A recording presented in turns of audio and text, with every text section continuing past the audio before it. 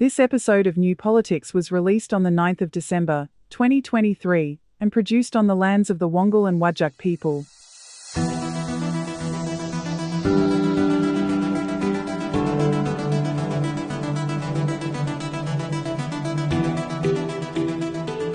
Welcome to New Politics. In this episode, the government wants to resolve its immigration detention issue, so it's creating bad legislation as a result. Is Labor really that terrible in selling its own messages, or is it just selective hearing from the media? The situation in Gaza is getting worse, but there's no right to protest in Australia. Paying out for Bruce Lehrmann's defamation case. And the end of Parliament for the year. I'm Eddie Djokovic, editor of New Politics. I'm David Lewis, Alan Jones's defamation advisor. And if you'd like to support New Politics, you can support us through a Patreon subscription, but whether it's a subscription or whether you just want to listen in, read our material online or buy a t-shirt or buy a book, it's all available at newpolitics.com.au, and all of this is a good way to support independent journalism.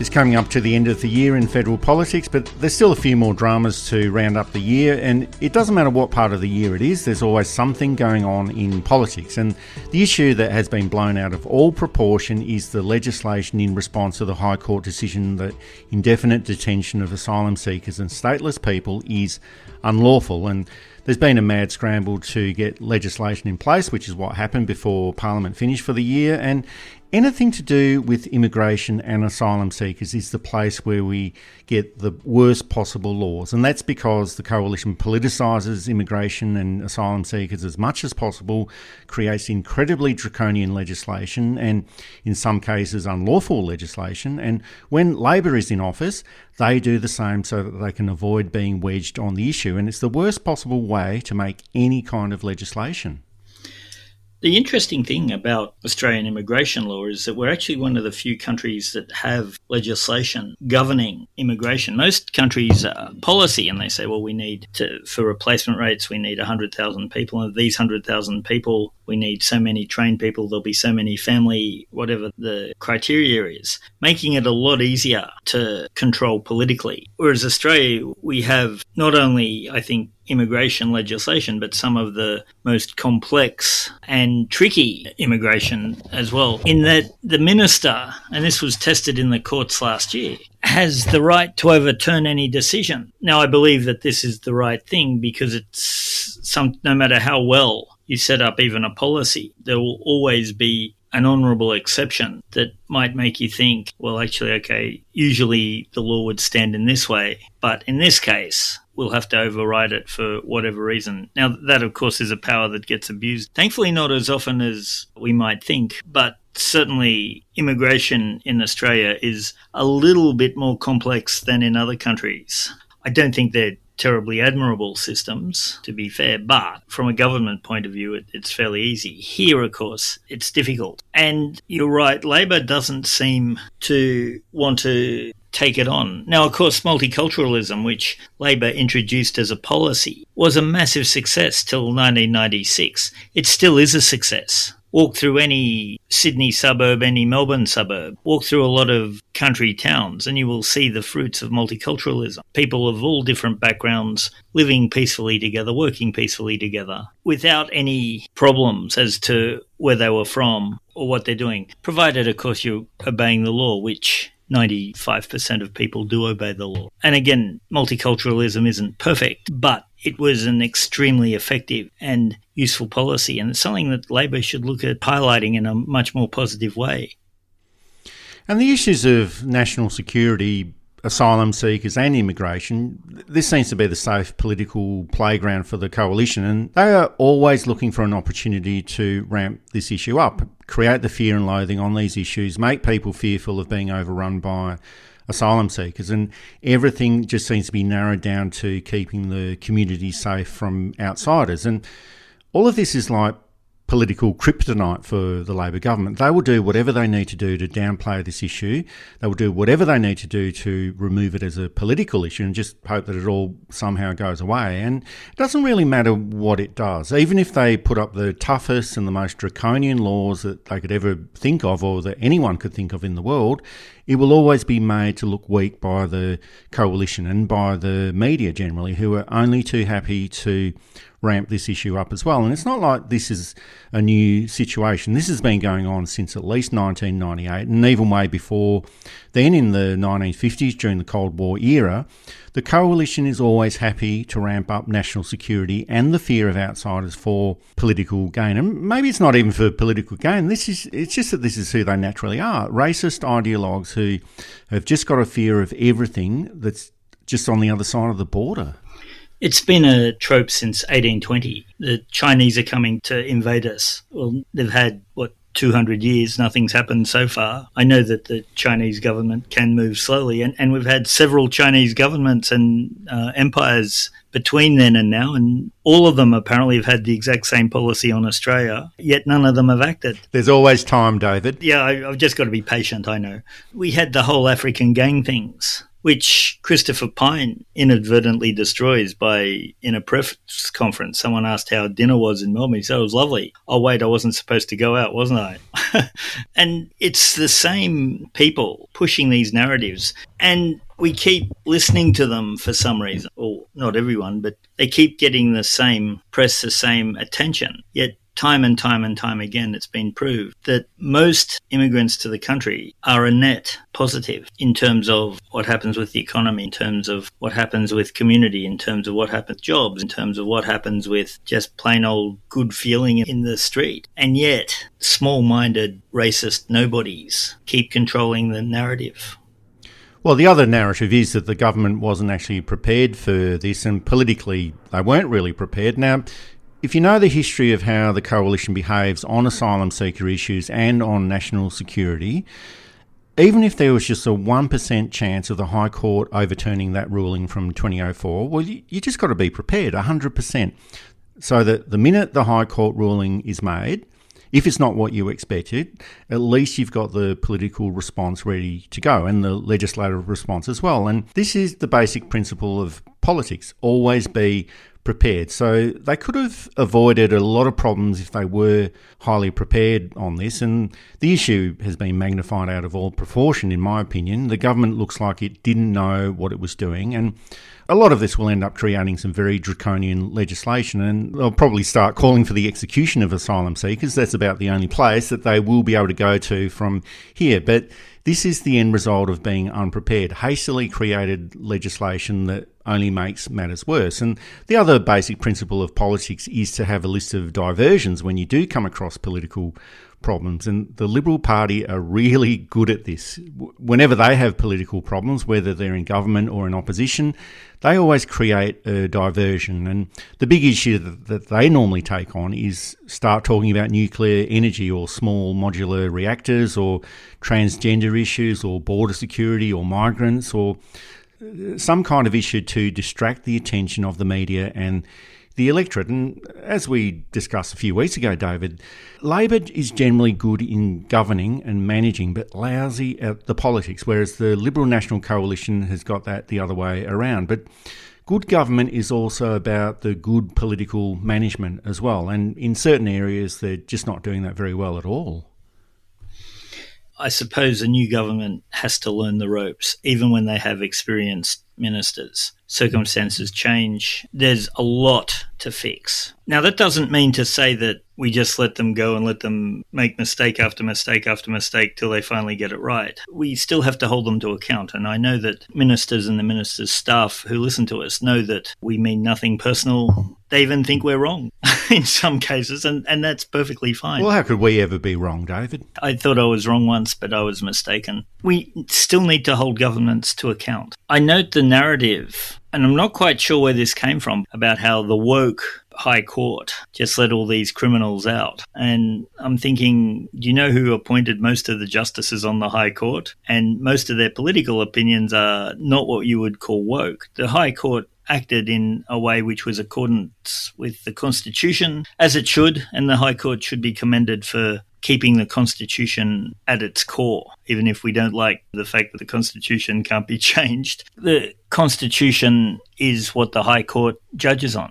And the justices in the High Court determined that the indefinite detention went against what the Constitution upholds, which is no charge without arrest, no detention without charge. And I note there was big play in the press this week over 4 asylum seekers who were criminals who escaped and were caught. Sure, that's working within the laws of Australia, so I don't see what the problem is, because even the most obtuse and stubborn of the anti-refugee mob would understand that not every refugee is a criminal. In fact, less than the usual populace of refugees have broken the law. And sometimes when they break the law, it is for contextual reasons, which aren't helped by things like permanent detention and the treatment of people in asylum. Yeah, you break the law, yes, consequences. But what laws are being broken and why are they being broken? We should look at that too. And of course, I understand one of them was some of the most awful and heinous acts should be punished, should be sent into an Australian jail. Wrong is wrong and will always be wrong.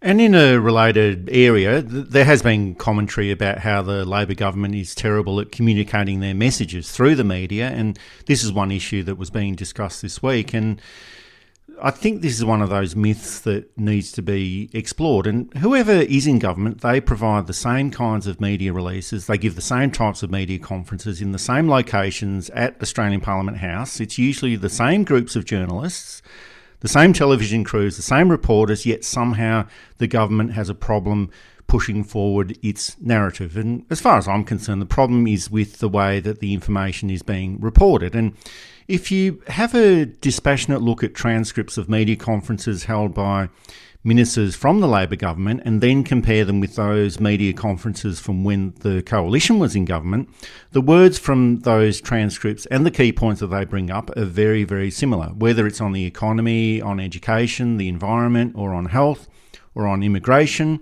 And looking at the conversations, the same key points are being made, and of course from a different ideological perspective, but the events seem to be very similar. And the same criticisms were made of the Rudd and Gillard governments, but it's not as though there's a new team of journalists that comes in when there's a change of government. All of those people are still there.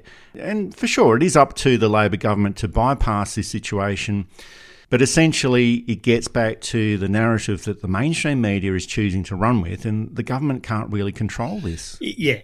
Well, they could control it by treating the mainstream media the way they deserve to be treated, reviewing all media licenses and bringing in stringent conditions as to how a media should work. And that's not to say that the media should be a mouthpiece for the government. The media should criticise the government, but it should be fair. It should be, if the government is corrupt, show that the government is corrupt. If the government is doing an okay job but could be better, that's fine too. More stringent media requirements don't mean that this stuff stops. It just means that there's a slightly higher standard as to how you criticise. It should be based on truth or a reasonable conclusion from the truth. We've had too long of rabid media saying things that just weren't accurate and having that be seen as government policy from the broader population. Australia can't afford this.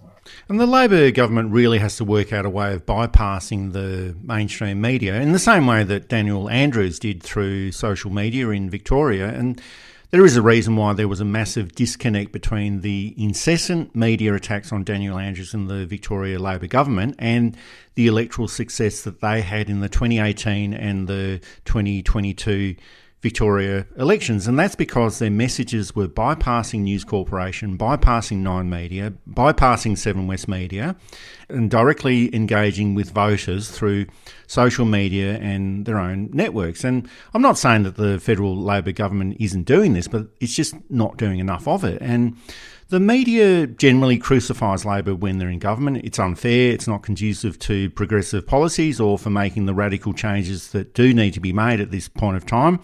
But that's just the way that it is. And the Labor government needs to give Daniel Andrews a call. And I know that he's retired somewhere on a golf course, but Dan, tell us how you did it. Give us the formula. Show us how to bypass the mainstream media. And we've also said this before as well. Stop giving the respect to the mainstream media that it's done nothing to deserve. And there was a media conference during the week, and this was the exchange between the Attorney General, Mark Dreyfus, and a News Corporation journalist.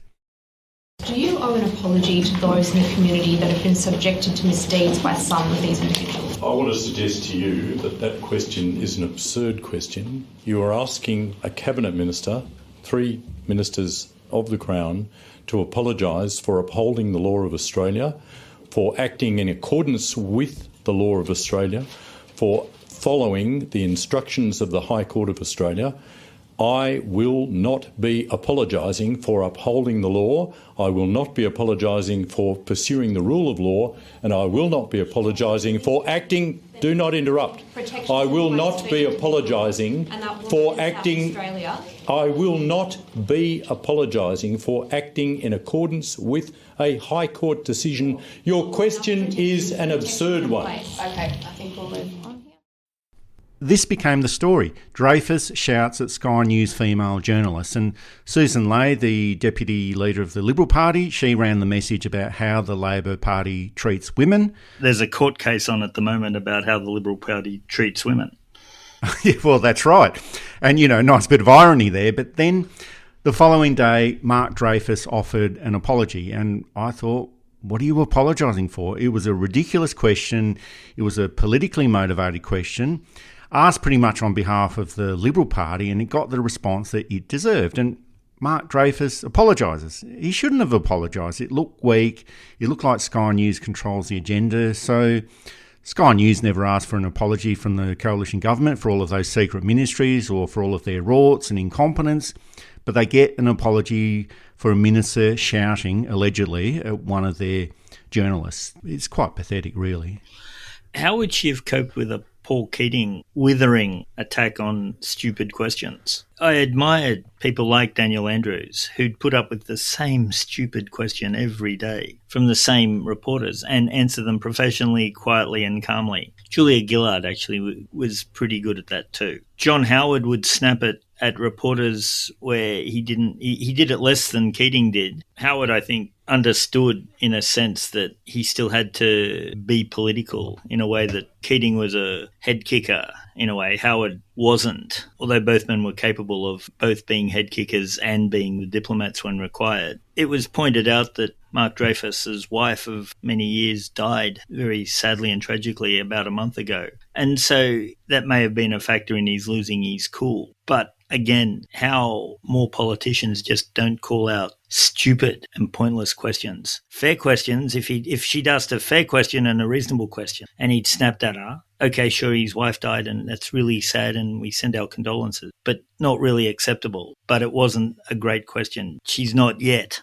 a good journalist, and this type of thing might help her become a better one. So I think generally there does need to be tighter media management by the Labor government, probably more innovation with their media conferences. And why invite the people who are just there to crucify the Labor government? Why give them the ammunition when all they're going to do is fire it back at you or make things up? So what they probably should do is set up preferred journalists, put the ones that are annoying on the blacklist, don't invite them, play psychological games with them. The coalition used to do this all the time with their favourite journalists, and maybe they could do that because there's so many pro-Liberal Party journalists in the mainstream media, but it is obvious that the mainstream media never works in the interests of the Labor Party or the Labor government. It never works in the interests of working people. It's all about supporting big business interests, powerful people, and support for conservative politics, and it's always antagonistic. And it was a similar situation with the Rudd and the Gillard governments. The media generally gave them a bit of leeway for the first year and then started framing the attacks, and now they're starting the same process with the Albanese government, and the mainstream media isn't going to change, and if anything they're actually going to get worse. But the Labor government can change. It can change the way that it gets its message out there in the same way that Daniel Andrews did, and it should do this as soon as possible. The Liberal Party, it goes right back to when it was the United Australia Party. The Lyons government would hold Friday night drinks with senior journalists. This is back in 1931. And they wouldn't necessarily, they might put a policy announcement out or some new legislative reform they were doing, but mostly it was just a chance to make journalists feel a bit less hostile to the government. Now, there was some management to be done with Lyons. He'd been a Labor Party treasurer and had defected to the other side. But certainly it was a trick that they learned very, very quickly. And Lyons could get away with such nonsense as the federal budget is like a budgeting a household. Absolute nonsense. Nothing like that at all. And Lyons went overseas a lot more than was probably warranted at that time as well. So it was a tactic that worked. And really, it's a tactic that they've kept up. Sometimes openly. When Tony Abbott became Prime Minister, he had a group of favoured journalists and opinion writers go to a dinner at Kirribilli House. Malcolm Turnbull was good at that. Kevin Rudd also tried it. I think it's better that they don't know each other, and then so an interview can be less fraught with personal loyalties and biases from genuinely nice people and people who you might get on with, but who you have to be really critical for. I don't know, and this is maybe where they start. They start by not being friendly to the journalists, or being professional and courteous, absolutely, but not being friendly as such. The ball they have, the midwinter ball, is just an awful display of how privilege and parliament and press work in this country. Yet it's so entrenched, it doesn't occur to anybody to think maybe this isn't such a good idea. And this is also in the context of good economic news for the government, which has not been widely reported, but interest rates have been put on hold by the Reserve Bank. The inflation rate is lower than expected. It's currently at 5.4%, and that's under the world average of 6.8%. So inflation is coming down and tipped to come down even further in 2024.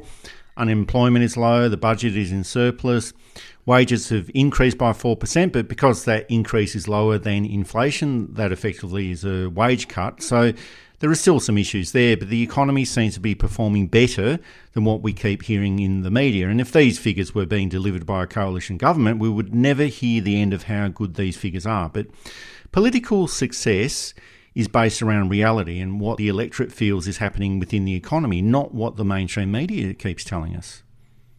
One of the narratives that Labor seems to have lost is that the Rudd and Swan policies saved Australia from the devastation that was the GFC, which nearly destroys places like Spain, Italy, Greece and Portugal, and completely damages Britain, completely damages the United States. Australia is one of the few countries that gets through unscathed. I don't know why the current government doesn't continue saying, hey, look, we missed the GFC, and with our policies, we will be able to avoid the recession. Instead, the talk we seem to be getting is, oh, there's a recession coming and we will try and ameliorate it, which is fine too, but why not try and avoid it altogether? And it goes back to, I think, Labor's fear of communicating properly. You only get one Morrison government in a lifetime, I would argue. Like Kerry Packer said about Alan Bond. You might only get one Peter Dutton, but they're only one change away from having someone who could catch up, if not next election, then the election after. And suddenly Labor's in the position that the Liberal Party seems to be now. And I think this does get back to that issue of the narrative, and we've been talking about the narrative quite a lot today, all the stories that the electorate believes. And the economy is in relatively good health, as I explained before, and there are those issues. But if the electorate can see that it's improving, and if their lived experience is better than what the media and the coalition keeps telling them, well, that's all that matters. And sorry for referring back to Daniel Andrews again, even though he's left politics, but it was the same issue there. All the bile and pathological hatred for Daniel Andrews and the constant talking down of Melbourne and Victoria that was coming from News Corporation and from Nine Media and from the ABC, that wasn't the experience of most of the electorate in Melbourne. And Melbourne is one of the best cities in the world to live in, according to a lot of international polls, and that lived experience didn't match up to what the electorate was being told by the media. And we won't know for sure until the next federal election, but right now we only have opinion polls. And the Resolve poll released this week suggests that support for the Labor government is at 55% and 45% for the coalition. So it seems that there is a bit of a disconnect between that narrative in the mainstream media, in their parallel universe, and what's going on in the real world. Even if Peter Dutton was a beloved and revered figure, which I think even his staunchest supporters would say that's not quite true, it would still be at least 2 elections, barring some kind of freakish catastrophe in Labor, before the Liberal Party would have a shot at winning. And 1943, the Liberal Party was in this, well, what becomes the Liberal Party was in this position. They lose the 46 election and they win the 49 election. And that was with the loved and revered Bob Menzies. Now, I'll be fair, he wasn't loved and revered in 44, 45, 46. Well, definitely not by me, but I wasn't there at the time, so...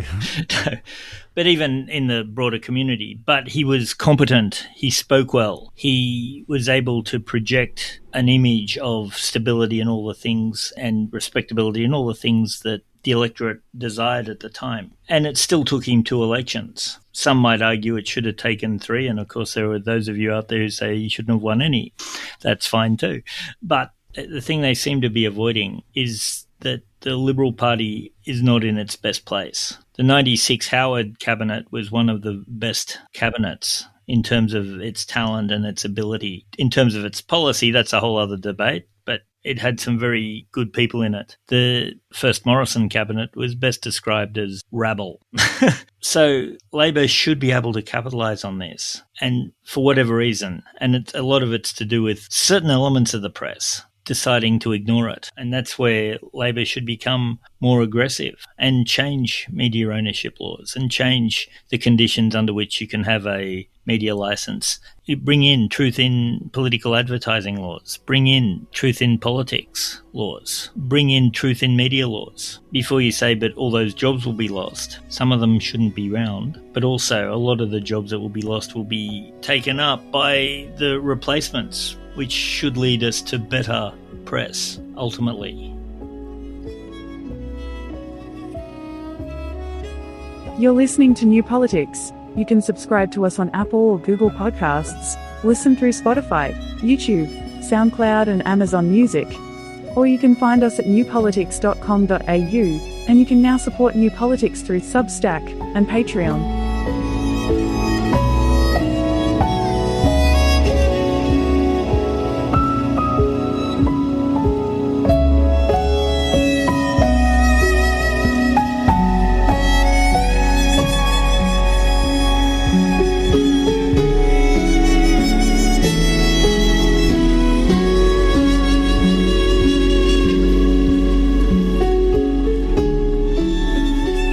And we were a little bit optimistic last week when we said that we were hoping for a permanent ceasefire in Gaza, and that's been broken by the Israel Defence Forces, and they've offered a wide range of excuses for this. But the fact is that more Palestinian people are being killed by Israel, more women and children are dying, and there's a new humanitarian crisis developing.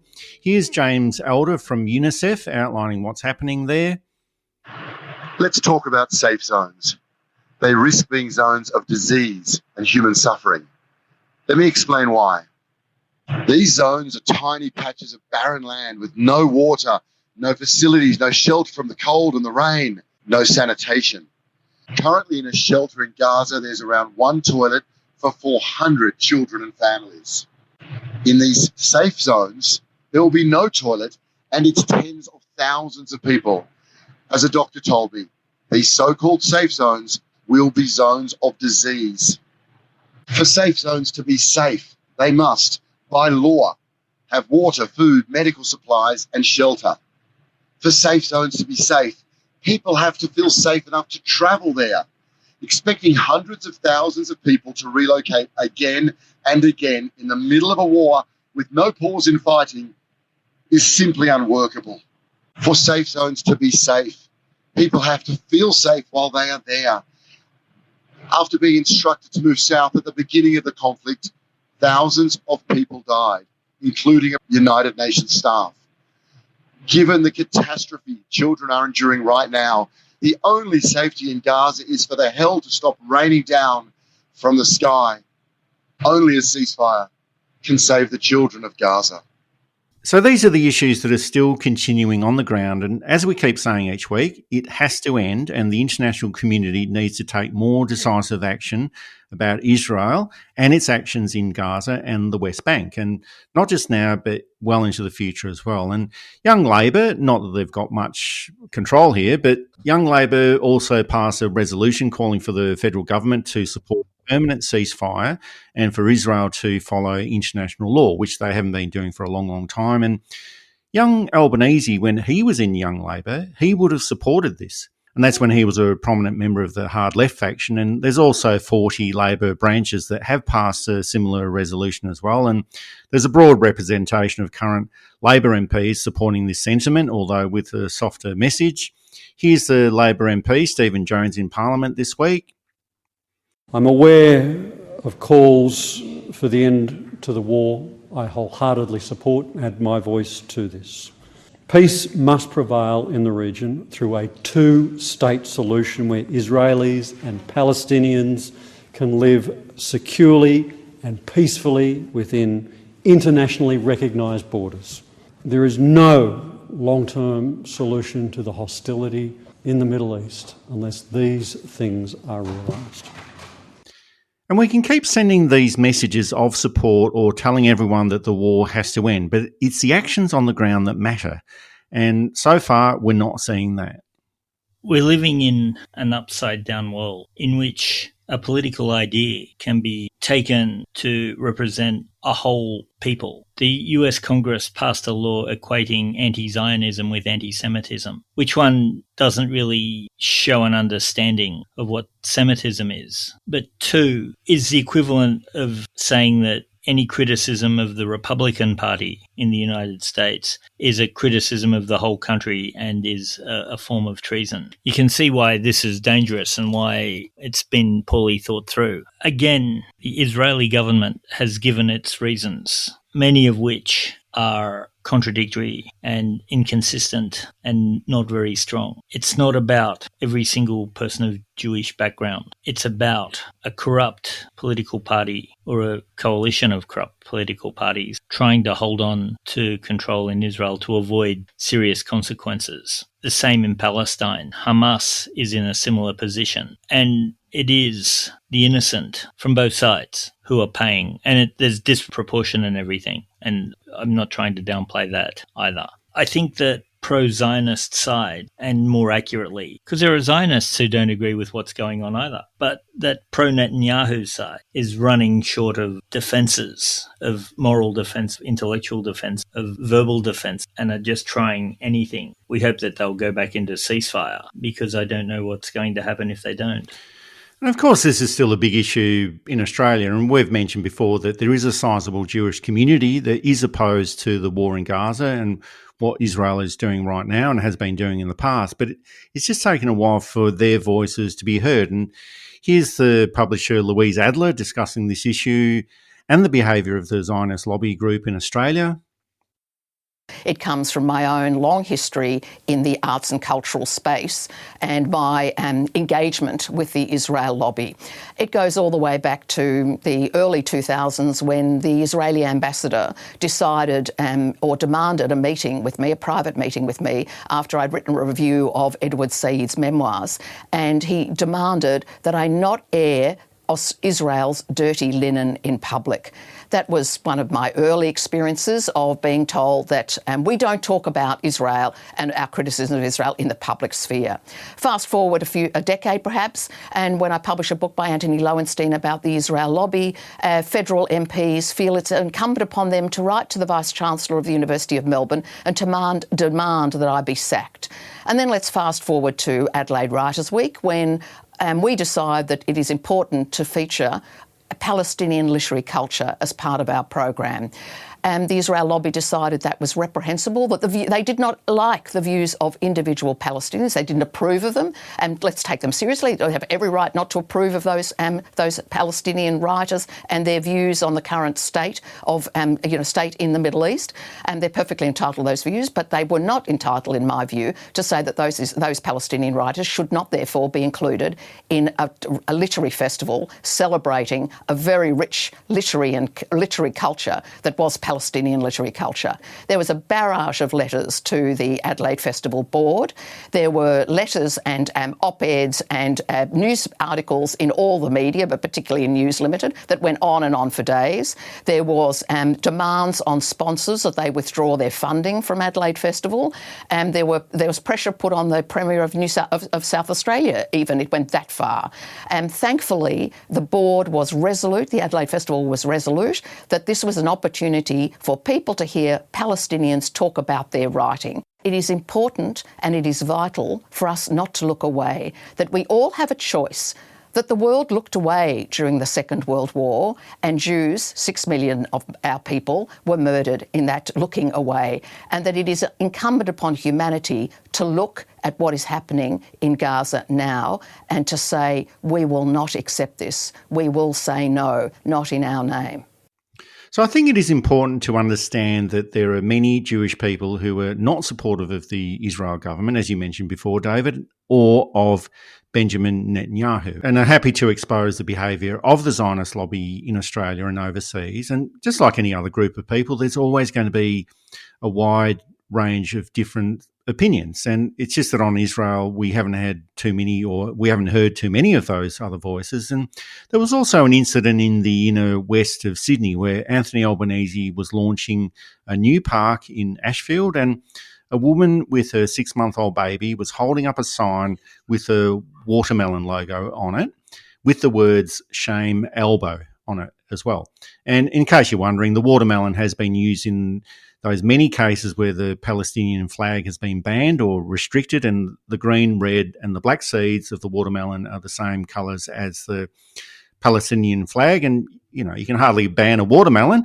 So this was a peaceful protest and a sign of resistance, but she was mishandled while she was holding her baby and the watermelon sign, and she was removed by police. So I'm pretty sure that young Albanese would have been flying the Palestinian flag, probably sharing slices of watermelon at the socialist resistance meetings, but 40 years on, when it really matters, he can't even bear to look at a woman holding up a sign of a Palestinian resistance and gets her removed by police. And it just seems to me that Albanese has forgotten where he came from and who he is. And just because you become the Prime Minister, it doesn't mean that you lose your sense of decency.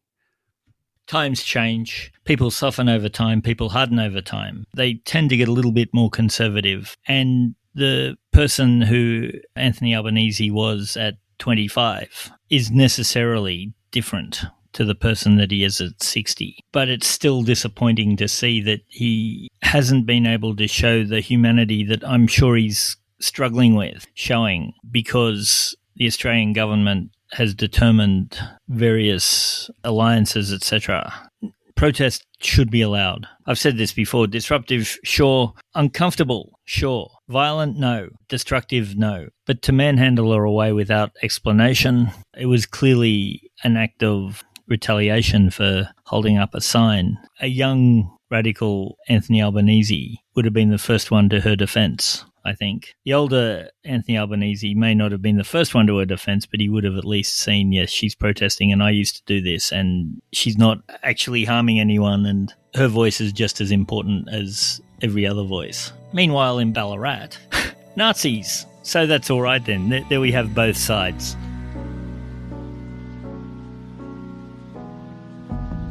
This is New Politics, one of the top 10 Australian politics and news commentary audio programs. You can listen to us on Apple or Google Podcasts, Spotify, YouTube, Amazon Music, and you can find us at newpolitics.com.au, and you can contribute and support New Politics on Substack and Patreon.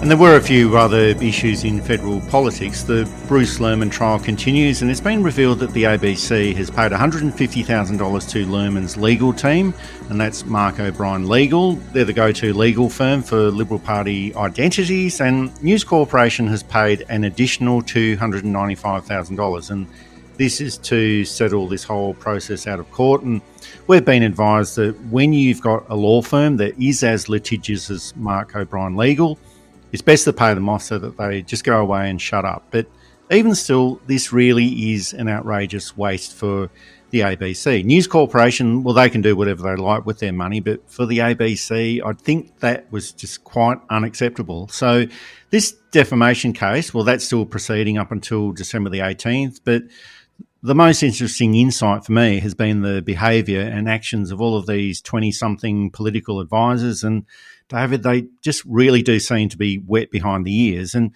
once you see that video footage from the bars and the nightclubs that's been provided in this legal case, you get a better idea of why the coalition government was so inept during their time in office. And they've got all these people working there who are totally inexperienced and just totally out of their depth. I've been watching, as many of you have, the court case, and I'm not going to comment on what I think is the judge has been rightly quite hardline on people commenting on the trial. I will say that once it happened, there were a lot of people who didn't know what to do. A lot of people wouldn't know what to do. It's a horrible, horrible situation. And I'm not implying anyone's guilt or innocence here. I do know that something happened to Brittany Higgins. Her story's been completely consistent within the bounds of a traumatic experience. There's been a few inconsistencies, but nothing that you wouldn't expect. The witnesses that I saw yesterday were all on top of things, and there were a few who were clearly very professional and did know more or less what to do, but were stopped from doing it. But when you look at the average age of these advisors, they're not very old, and some of this stuff just takes years and years of observance. You can't learn it from a book. You can't learn it from a university. And I'm not disparaging either books or universities or training, but there's just some stuff that you can only learn from being and doing, and you need a lot more experience than a lot of these people were able to bring. So when something horrible and out of the ordinary happens, it's panic. The wheels of government don't swing in, partly because they're not listening to the wheels of government. And again, I'm not pointing at any witness in particular. A lot of the witnesses yesterday were highly impressive as witnesses and were professional and were clear as to what was happening, and, but a lot of them were very young. And as you say, they presented very well. They presented very professionally and articulately and all that sort of thing. But I just get the feeling that too many of these young advisors have been watching too many episodes of Westwing, and that's probably where they're getting all of their political knowledge or experience from, or possibly watching House of Cards as well. That's a good series. What I recommend they do is actually watch a few episodes of The Thick of It or Utopia on the ABC. They'll probably get a better idea of what it's really like from watching that. But watching this defamation case streaming on YouTube, it's almost been like watching an episode of Westwing that seriously got out of control. And there is a reason why you're getting a lot of these younger, less experienced staff working there. The wages are really low, there's really long hours, and the nature of the work involved is quite laborious and tedious as well. But they've also got the drive, the naivety, and they're a little bit starstruck as well, whereas the older people are more cynical about the process, they're more savvy about politics, and probably have more financial and family responsibilities. There's a lot of burnout. That's probably why you're getting so many of these younger staffers. But aside from all of this, we just have to remember that a woman was sexually assaulted in a minister's office in Parliament House. And this isn't the rape trial itself. This is a civil case, but this is what women have to go through in a rape trial. Essentially, they have to relive and recount the story again and again and again. They're accused of lying. They're accused of misrepresenting the facts. All of the intimate personal details are exposed. It's a process of slut-shaming. The allusions to wearing the clothing that provoked a man. Were you drunk? Were you dressed? Were you naked on the couch in the minister's office? And this part of the trial has been totally offensive, and many people have been shocked by what they've seen through the live stream of the case. But this is what happens in rape trials every single day all around the country. And there is a strong case to make legal reforms in this area to make trials that involve sexual assaults a whole lot easier for the complainant and provide a better chance of achieving justice. And again, this is not a criminal trial, it's a civil case, but there are similarities in the details that have been revealed. And still, it's an ongoing case. It ends on December the 18th, but there's a lot of issues that are unresolved in this case. There's a lot of unexplained events that just don't make any sense. There's a lot of covering up as well. There's still the issue of Bruce Lehrmann being a 23-year-old nobody at the time who claims that he was on the verge of being recruited as an ASIO agent, which you're not meant to tell anyone anyway, so he might not have ended up being a very good spy either.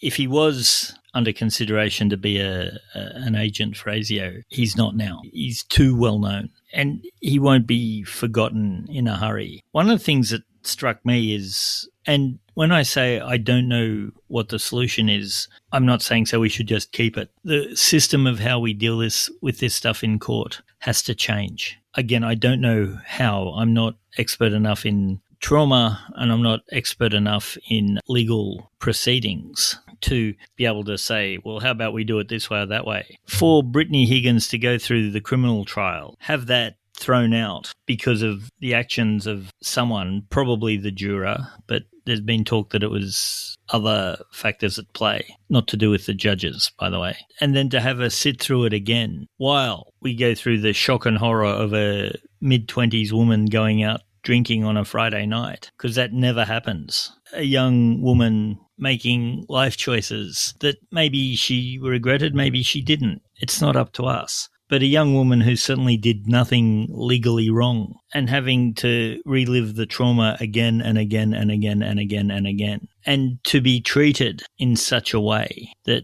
everything she did was thrown into doubt is just not right. Now, I'm not saying that the plaintiff doesn't have the right to take this to court. As distasteful as many of us may find it, he does have that right. And if we start taking the right off him, who else do we take the right off? And the plaintiff also has the presumption of innocence and that it is prosecution who have to prove him guilty. He now has to prove the victim guilty. And this is where I find it just so wrong. So, yeah, the way we deal with these types of cases legally, where we give proper protections to the accused because the accused needs to have the presumption of innocence. But more importantly, we protect the traumatized victim from having to go through this type of experience, which is, the more important thing. If nothing else, this case has shown that serious reform is needed.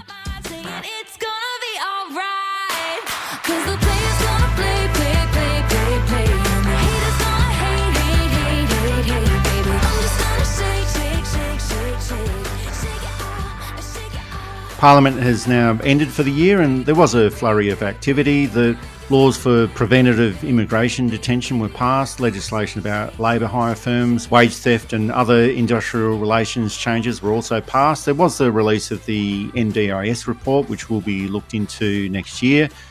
There were also condolences to Peter Murphy, the Labor member for Dunkley, who died from breast cancer during the week, and our condolences to the family of Peter Murphy.